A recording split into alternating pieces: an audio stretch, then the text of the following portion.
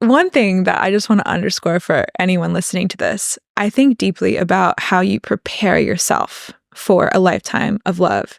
And I strongly believe that doing the inner work is your insurance policy for a lifetime of love. I've written that. I've said that very many times. And I think this is exactly why.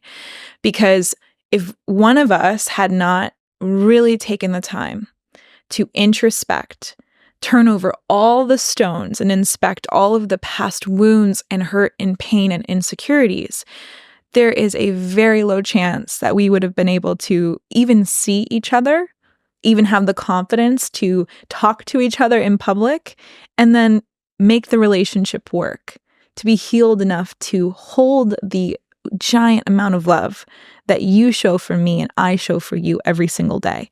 It takes a clean mirror in order to welcome in someone who truly is the most easy, frictionless partner that you could have. And I think what's really beautiful about Cam and I is that because we had both done that work, that individual journey, there was part of me, I won't lie, who did do that because I knew it would call in the love of my life. That was a main motivator for me. I'm not even going to lie to you. I'm a major hopeful romantic, and a big motivator for me was, if I do all of these amazing work and I get to the point where I love myself so much, this person has to find me and I have to find them.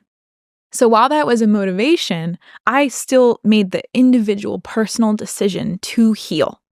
I didn't have someone dragging me along saying, hey, go to these retreats in Sedona and get a therapist and talk to this person and do breath work and somatic healing. I decided to do all of that on my own.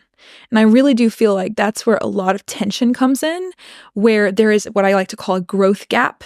So if you resonate with Cam and I's energy, the growth gap happens where one party in a relationship is very passionate about personal growth and healing, and the other party is essentially doing it so they don't get fined. To quote, is that Marshawn?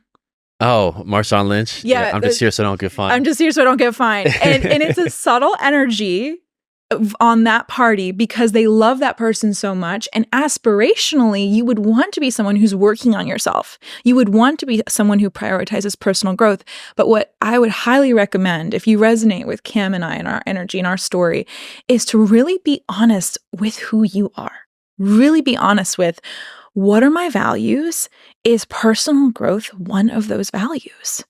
Do I want to have a life dedicated to serving people? I think that's what bonds the two of us. We have this shared life vision of service and helping people feel more love and joy and optimism in their lives. That's why we love spending so much time together, create all these amazing projects together. We are bonded by our shared vision, but we're also bonded by the individual actions we take to make that vision turn into reality. And if we didn't have that power behind our individual decisions, I feel like there would be one case of me being super far ahead of you and pulling you, come on, let's go, Cam. And I don't have to do that. Yeah. You do that and you make that decision all on your own, and so do I. And that's what makes, I think, our relationship so beautiful and powerful together. I completely agree. We've both committed our life to become the highest version of ourselves.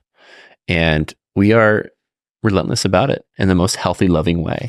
We are looking for the conversation. We're looking for the decision. We're looking for the opportunity that will put us in the best position possible to become the freest individual that we possibly can be. By free, I also mean loving. We're free to love, free to unconditionally love everyone and everything. And it's great for us to say we've done the work, but it's very hard for people to understand exactly what that means. Right. I've been to a lot of retreats. I've hired a lot of coaches.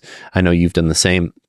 I know people that do that for a lifetime, but they're still in the exact same position they were before. So when we're talking about the work, I want to get incredibly clear, tangibly, in what that looks like.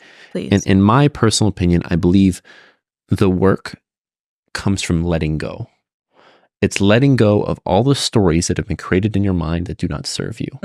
The stories of who you are, all limiting beliefs around that, along with the stories you have created for the people around you, whether it's the story you've created with your mother, your father, your siblings, your best friend, your college buddies, whatever it may be, whoever is in your life, your boss. These are things that these stories are what create judgment towards either yourself or them. They create resentment towards yourself or them, and also with fear.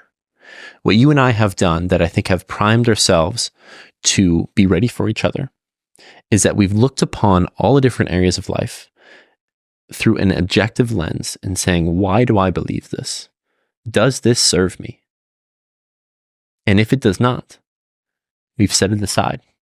We've let it go. Now, letting it go, the act of doing so, it can be very complicated at some, but also very simple. It really comes down to being present in the moment through meditation, through breath work, through talking about it, conversations like this, through crying, finally feeling those emotions. Like what I was talking about earlier with Windexing, the mirror that is your heart, your soul. It doesn't just fall away. You have to let it out. You have to like give it oxygen in order for it to just dissipate.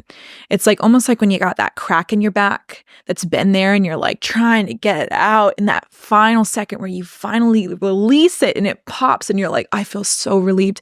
That's what you got to do for all of your insecurities, all your past wounds, all your pain. You have to bring it to the light, let it be seen in order for it to dissipate and almost like evaporate.